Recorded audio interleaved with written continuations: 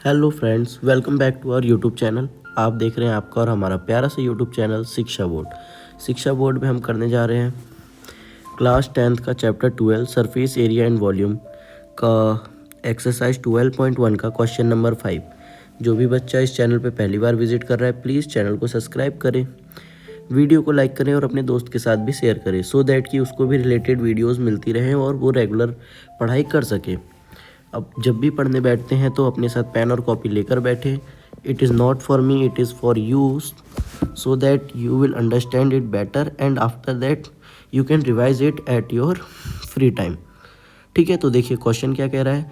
A hemispherical depression is cut out from one face of a cubical wooden block such that the diameter of the hemisphere is equal to the edge of the cube.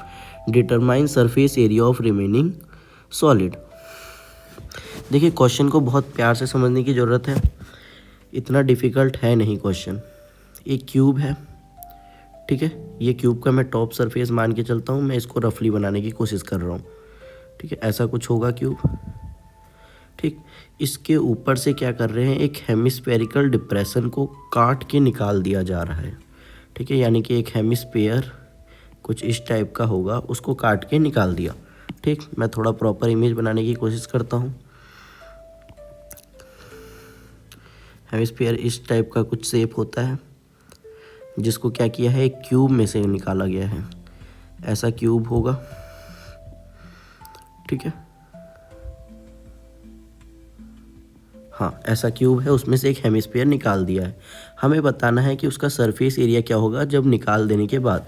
तो ऐसे cases में हमें हमेशा पता होना चाहिए, सबसे पहले साइड या एज बोल लो, ठीक है, वैसे एज ही बोलेंगे, एज ऑफ क्यूब। क्यूब का एज कितना दिया है हमें, एल, ठीक है।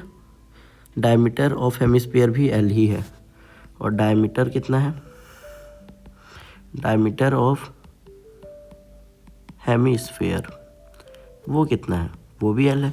तो रेडियस क्या हो जाएगा,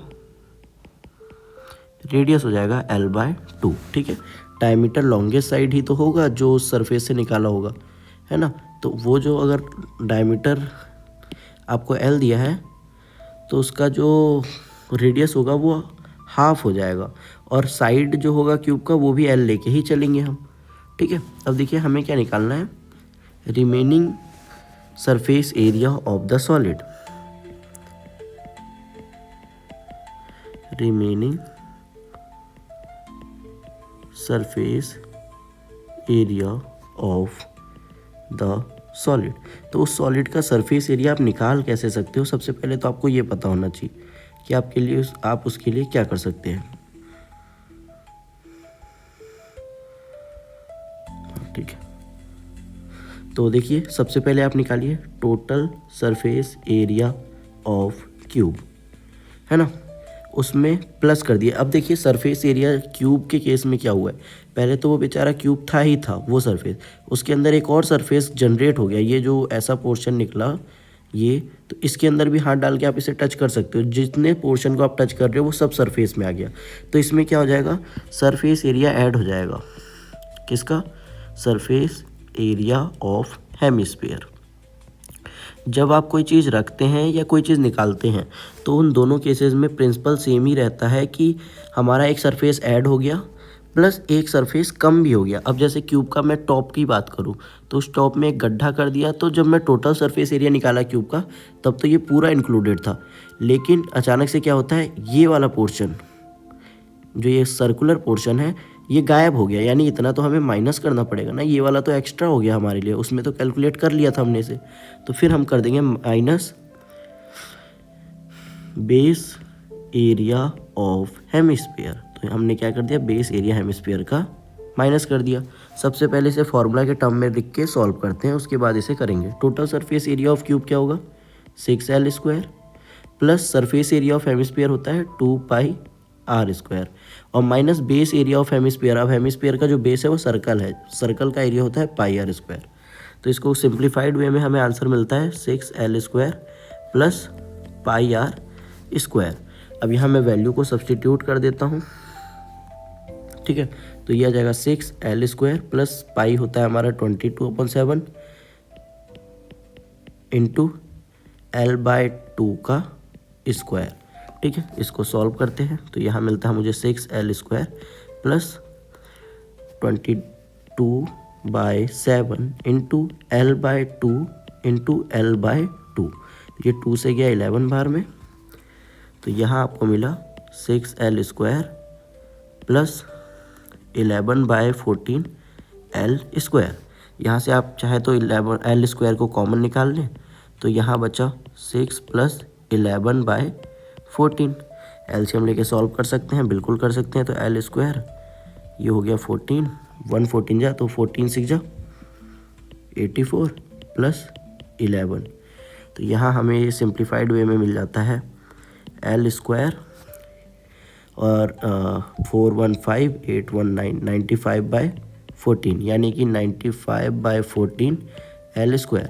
ठीक है, अगर मैं यहाँ पाई को नहीं यूज़ करता 22.7 तो ये मुझे पाई के टर्म्स में मिलता आंसर, और वो भी गलत नहीं है, ये भी गलत नहीं है। तो कंफ्यूज होने जैसा कुछ भी नहीं है। अगर मैं यहाँ पाई को एक्सपेंड नहीं करता या वैल्यू सब्सटीट्यूट नहीं करता तो मेरा आंसर थोड़ा सा वेरी करता, लेकिन आंसर सेम ही होता है वो। ठीक है, तो ये हो जाता पाई L²/4।